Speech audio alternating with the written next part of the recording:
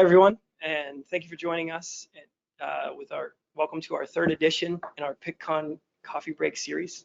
Can everyone please take some time to acknowledge our veterans and thank them for their service today? I'm Andrew Heiser, co-owner and production manager at Nature's Finest USA and the Pittcon 2022 security chair in Atlanta. Before we begin our presentation, I'm asking if everyone can make sure that they're on mute. We'll have time for after the presentation for a short discussion.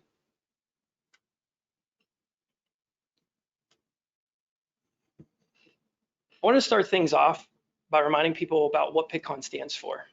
Not only are we assuring continuous science education with our contributions, we are facilitating the exchange of research and ideas, connecting scientists worldwide, and providing outreach through our mission. As we go through the presentation that I've prepared for you, you might notice how these values have helped me achieve my goals and is also allowing me the opportunity to present my insight on cannabis to you today. If you're new to Pitcon, you may not know that our conference this year will be held virtually for the safety of our staff and attendees. Although my favorite thing about Pitcon is getting to meet everyone face to face, I'm excited for the opportunity to meet new faces that may not be possible in person. With a virtual conference, we have the opportunity to reach a worldwide audience and learn new ways to showcase instruments, knowledge, and connections. We can then take this year's knowledge and incorporate even more ways to interact during our show in Atlanta in 2022. Pitcon is migrating to a new platform where we're introducing a more focused program with the Pitcon tracks. Previous episodes of the Pitcon coffee breaks were in industry and manufacturing and environmental.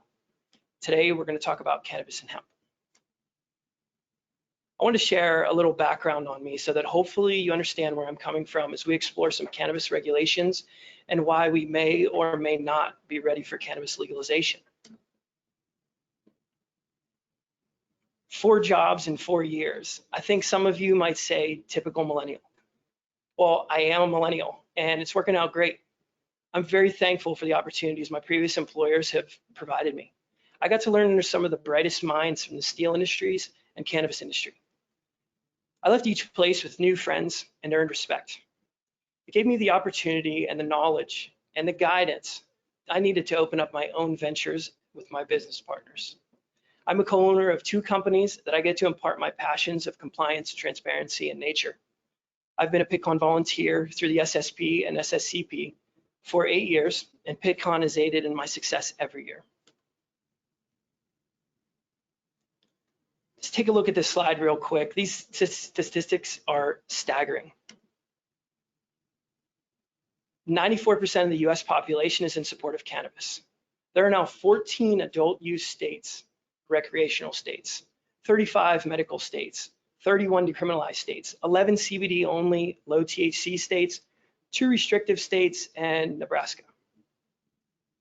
81% of Europe is in support of cannabis.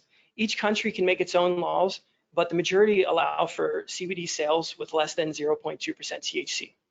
Doctors in several countries prescribe medicinal cannabis products by companies like Bedrocan and Tilray, and these are manufactured with THC levels as high as 22%. It was estimated in 2014 that the United Nations World Drug Report that 2.5% of the world's adult population used cannabis. This map describes that over 30% of the North American population used cannabis. If you take a look at the data from 2014 to 2016, adult cannabis users have grown to a range of 3 to 9% of the world's population. This number is far greater likely at this point and climbing rapidly. With the popularity of CBD and the fact that cannabis prevalence has almost doubled every 2 years, we could be looking at 48% of the world's population by 2022. It may sound crazy, but walk around a densely populated area and try not to find a sign for CBD or THC. Pitcon has been represented by 118 countries in the past 5 years, helping to connect attendees from over 60% of the countries in the world. With over 50% of the world's population in support of cannabis, whether THC or CBD, Pitcon has the potential to drive standardization and regulation reform on a worldwide platform. The new virtual program will allow for better networking opportunities in a focused and organized manner to support these needs. Let's take a look at how the bulk of the world's population feels about cannabis. In Canada, adult use is completely legal if you purchase your cannabis through Health Canada.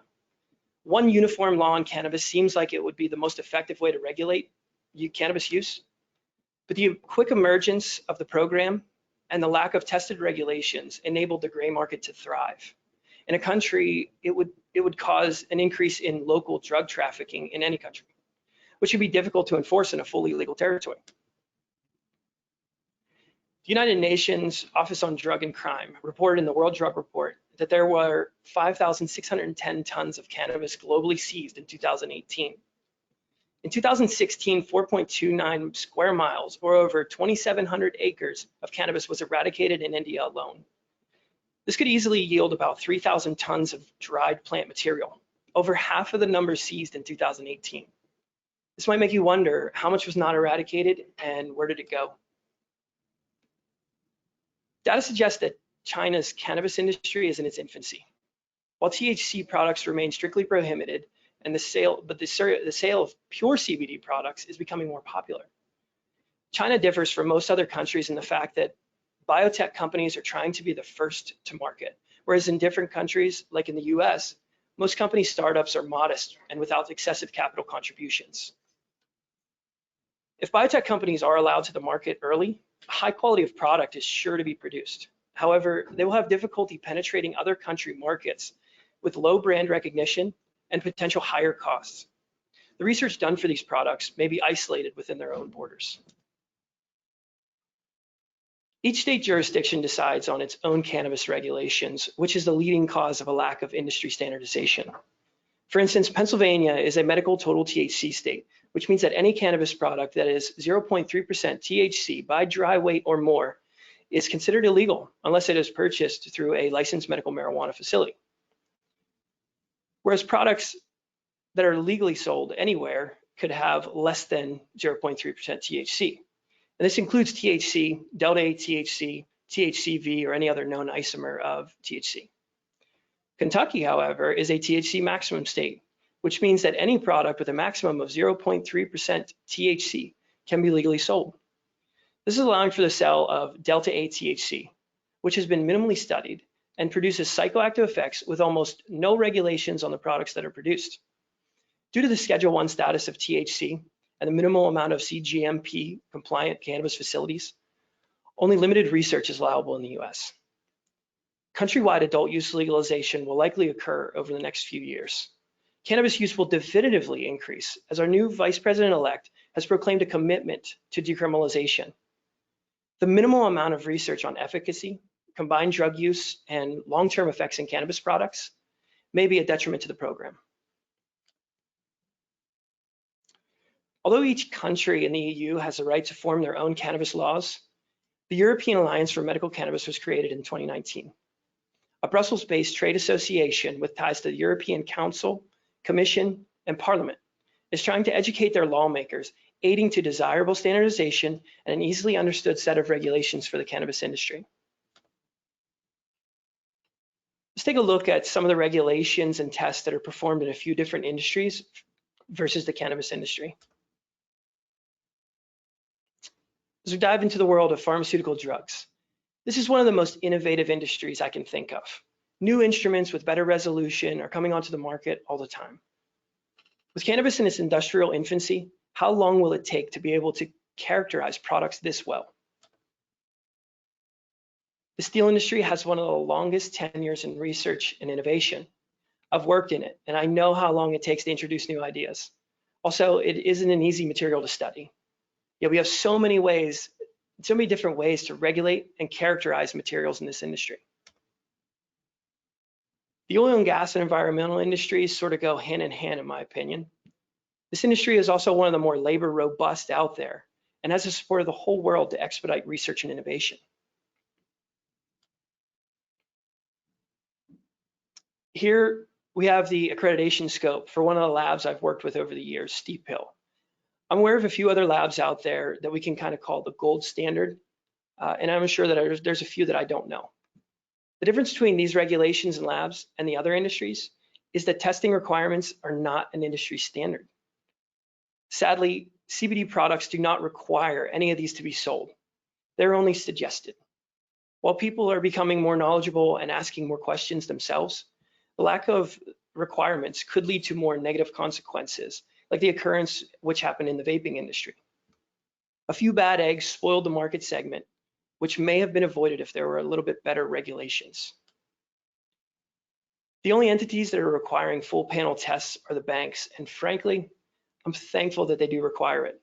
The problem is that you don't need a bank to sell CBD. Lastly, this is one of the most labor lean industries operating under the less is more ideology. Will the cannabis industry be able to expedite regulations like the oil and gas industry? Will the industry ever have the level of testing that exists in the pharmaceutical and steel industries? What drives innovations in testing and regulation anyway? The same thing that drives innovation in any industry out there: the desire to live, laziness, money. While each of these have many different facets, the desire to live is the same thing as saying finding ways not to die. Unfortunately, a lot of people had to die to force testing and regulations into these other industries. I don't mean to sound dramatic, but engineers drive better processes, therefore increasing revenues. They also innovate to better protect people and to make jobs easier. Researchers find new materials to increase quality of life. They figure out what people should stay away from and what they should gravitate towards so that they may live out a long, healthy life. The current regulatory status of cannabis industry does not allow for a rich population of engineers and researchers. It needs to be a global effort. We need innovation, regulation, and research. Join us this year to find out how you can help the cannabis industry strive for global standardization, increases in research and communication, innovation in technology, and sharing ideas. We must employ our due diligence as scientists, doctors, lawyers, and most importantly, humans, to make sure that cannabis is safe for use now and for future generations. We have the chance to make sure the proper guidelines are in place before the industry begins affecting a lot of lives. We have a chance to avoid the pain that other industries had to go through. We have the chance to be preemptive. We have the chance to save lives. I believe in a world where cannabis products can be freely used. As a biochemist, I have researched the endocannabinoid pathways in mammals and the phylogenetic path of cannabinoid and terpene production from over 10,000 years ago when the plant was said to have grown naturally somewhere in Mongolia. I believe the answer to some of our problems has been growing right beside us for generations.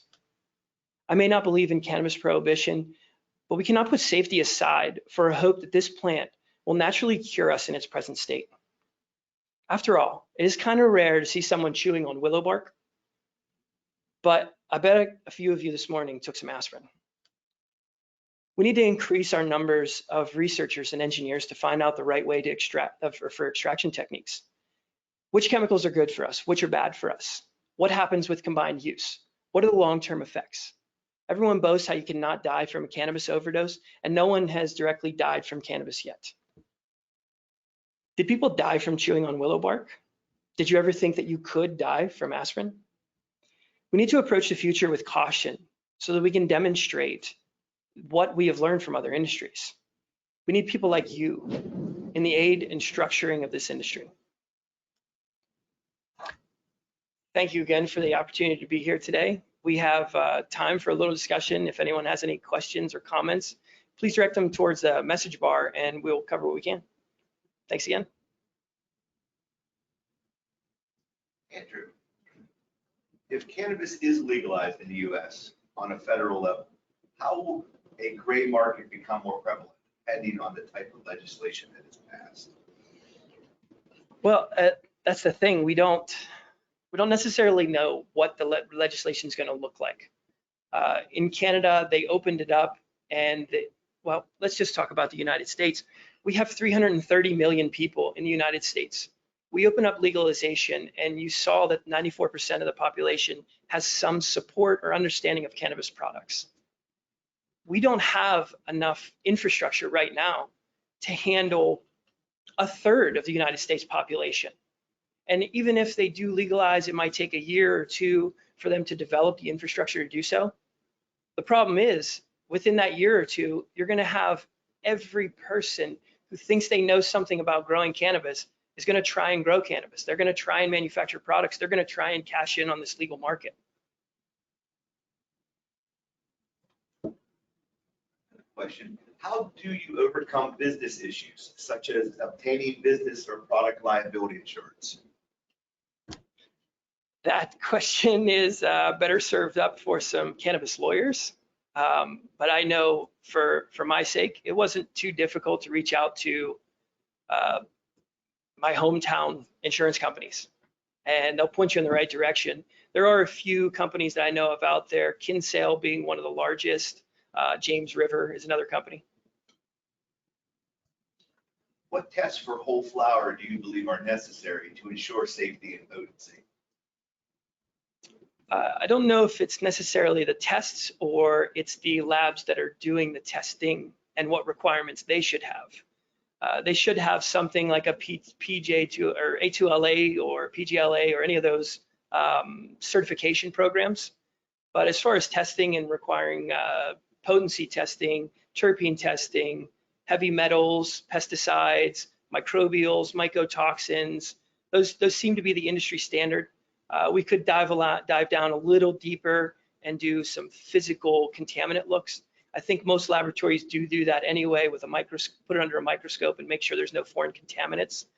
There are some things that people use in grows that they could sprinkle on the plants for whatever purpose they do it, and might not show in any of those tests above, but would show in a visual inspection of the plant. One more general question. Will Pittcon 2021 be fully virtual, and will it have a cannabis-related symposium? Yeah, so this year, Pittcon 2021 will be fully virtual. As of, I believe, recently this week, they made the decision to do so. There's still a lot of toss-up on how the program is going to be going down, considering we are still, 5 months away from the program, 6 months away from the program. I would imagine that there's going to be a full cannabis symposia. I know that a number of entries have been accepted for the cannabis symposia that was supposed to happen in New Orleans 2021. So we'll just have to wait and see on how that's translated into our virtual program now. Looks like it's all the questions, Andrew. All right, thank you for your time.